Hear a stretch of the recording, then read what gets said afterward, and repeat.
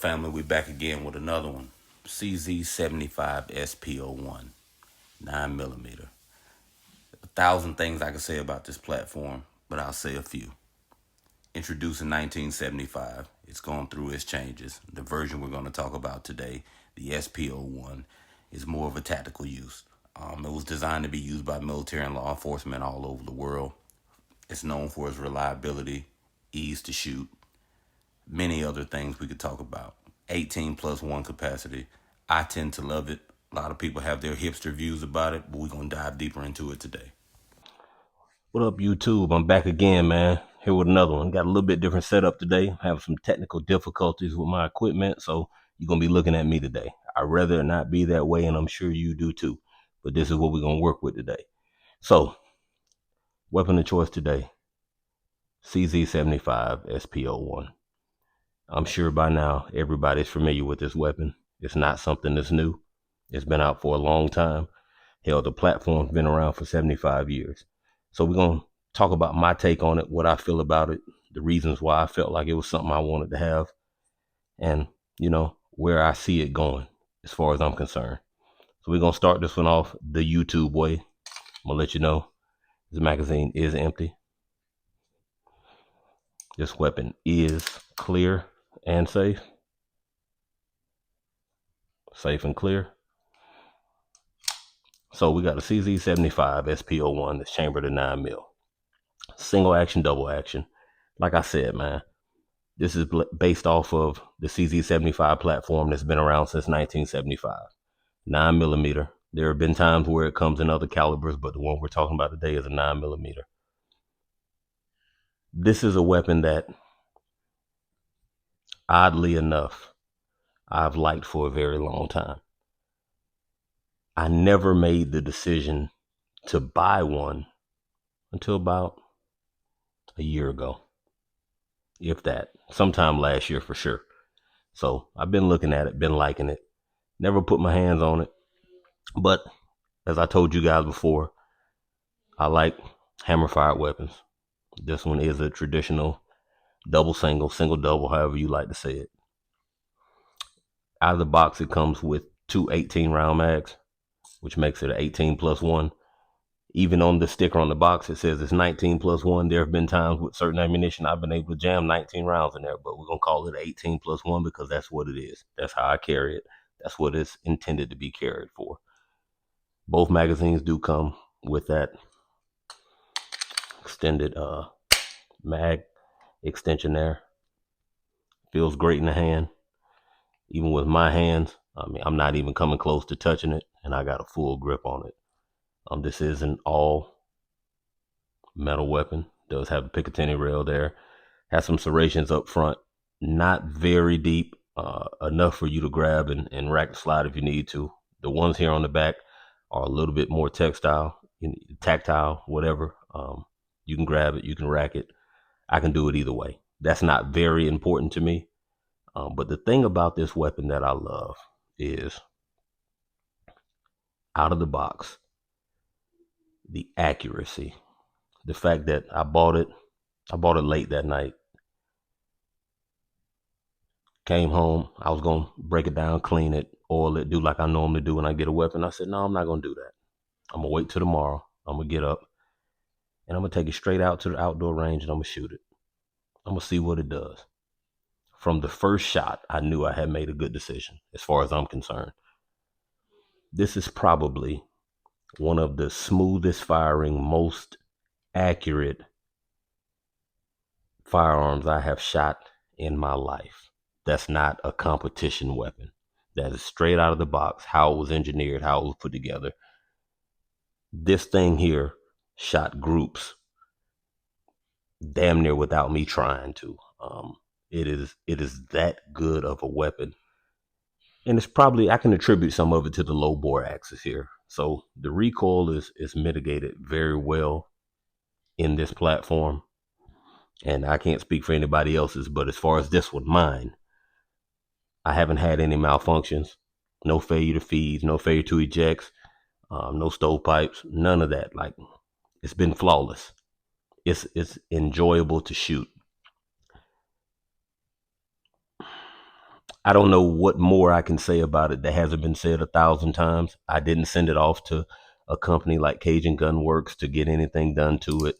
I haven't done anything wild to the trigger. I haven't done anything to it. I've shot it.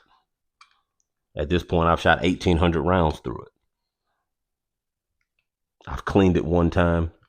I've oiled it that one time. That's not typically how I operate as it pertains to maintaining my weapons, but I've been running this one this way for a reason because I wanted to see what issues it was going to throw at me with what I consider to be me neglecting it. And it hasn't thrown any issues at me, not a single one. Now, the model I have is not the decocker model. This one actually has a traditional safety, which I know some of y'all lose your fucking minds and you hate it, but you know, I like it. I can carry it one in the chamber. No, I got the safety up similar to a 1911. I've been shooting this one, the one thing that keeps popping in my mind is it's comparable. I would call this the working man's 1911. Now this is before you got the Mac Armament who dropped the price damn near in half on their 2011s. This is the most comparable firearm that I can say head to head shooting next to each other would give a 2011 a run for his money. Now, in reliability, because we know what it takes to maintain the 2011 properly, if you're going to be shooting it a lot, the CZ is going to win. But as far as the pleasure of shooting, this is comparable to your budget 2011s. And I say budget 2011s because I don't, other than that Mac Armament one or the TSOS, any one that I would own is going to be upwards north of $1,000. The one that I own is north of $1,000. Only reason I bought it is because I caught it at a gun show and it was a pretty good deal. Now, the typical complaints you're going to get from most firearms that are double single is the trigger. That trigger pull on a full double action is heavy. It is heavy and it's long. It is very damn long. Very long. And people hate that. They complain about it. It's not something that bothers me so much because I know what comes with the double single. You can do some things to shorten that pre-travel and make it a more pleasurable shoot, but it doesn't bother me. I came up shooting Beretta M9s in the military, and they have that issue. You overcome it. Certain situations you're not going to be able to have it ready to go in pre-cock. So you're going to shoot that first round how it comes out. It is what it is. Now, the single action. You hit a wall. It's a defined wall. There it is. I'm not going to get into the reset. That's subjective. Most people only talk about reset as it comes to shooting these videos. Most people that are out shooting are not paying reset any attention. I don't care what they tell you. Once you get to shooting, some people think about it. Most people do not. Most people don't even know their reset point. When they're out there shooting, they're going all the way back forward, shooting again, all the way back forward, shooting again. They're going to tell you in their training videos that they're not doing it and they're focusing on their breathing and that shit doesn't happen in most real world applications. Even at the range, at a certain point, you have to remind yourself to do it. So I'm not going to lie to you. I have my flaws. I just flagged the camera and somebody going to be mad about that. I'm in a clear and safe environment with an empty weapon. So take it for what it is. Um, this is a wonderful weapon for, I wouldn't say somebody under 40. There's some guys that are in the upper 30s, or even some younger guys who would like it because that's what they came up shooting. It fits them, it fits their profile. They have smaller versions of it. But most of the guys in my age range who are just not fanned out by Glock and don't want to look at anything other than Glock, if you actually grab this and went and shot it, you would enjoy it. I can't tell you a single thing wrong with it. I could talk about the trigger, but I don't think that's wrong with it. That's a byproduct of a weapon that's manufactured and engineered like this on this platform. Something that kind of caught me off guard in a good way when I got it. So give you a little background on how I maneuver when I go get something new. Every weapon that I buy, there's not a holster in the store that I can just grab and take with it then. Most of the holsters that are sold in stores are not holsters that I would want to carry. So I'm going to have to order it. Some of those holsters have long lead times, or it takes me a while to find one that I actually like that fits what it is that I'm trying to do.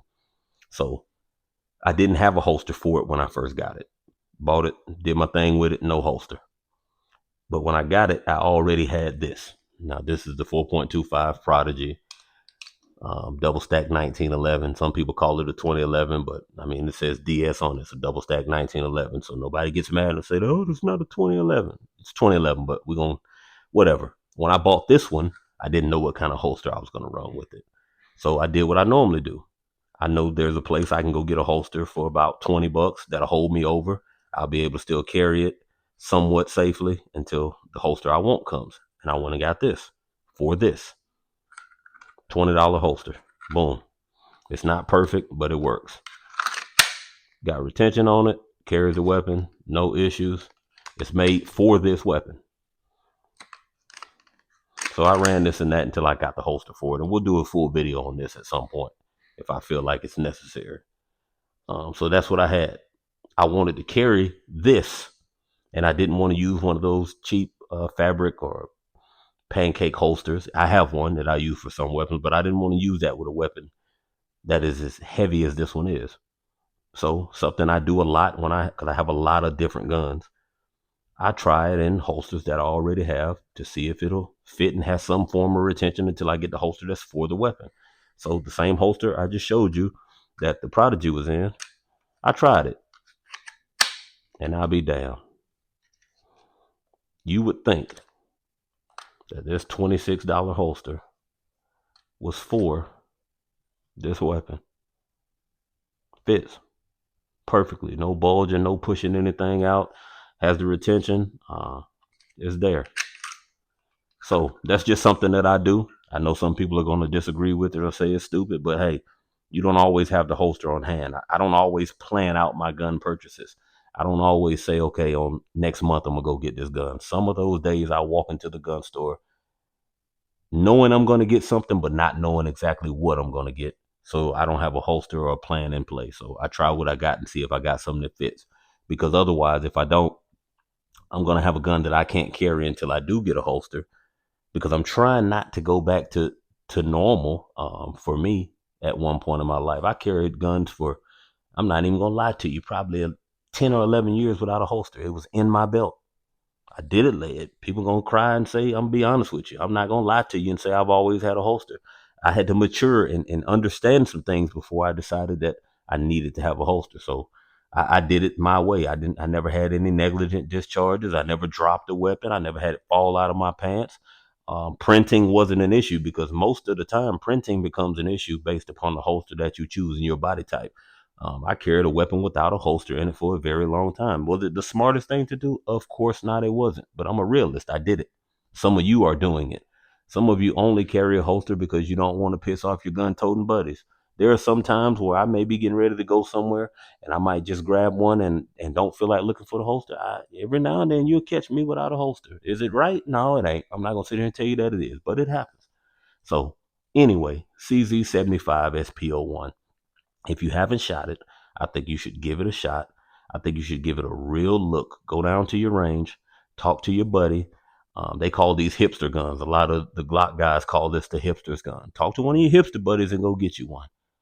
If you can remove your bias from it and give an honest feel and shoot and look, you will fall in love with this. There are a lot of guns out there that are cloned off of this. I can't think of the brand right now. SAR. There's a SAR. I don't remember the model. It's on sale on some websites right now for under $200. It says right in the description that that weapon is made based off of this. A buddy of mine just bought one and I shot it the other day. Now it don't shoot as good as my baby here, just because the original is always better. But I can tell that the history behind that gun came from this one. So that's all I got for you today. Like, share, comment, subscribe. If there's anything that you like, let me know. If there's anything that you don't like, let me know. If you feel like I'm just being too unsafe, or you got a problem with the way I carried for a long time, hey, we all got problems. We all done things we ain't proud of, or that we probably shouldn't have done. But one thing that I am proud of, and that I know for a fact I should have done, and that's purchase this weapon. And I feel like you should too. That's all I got. I'll talk to y'all later on.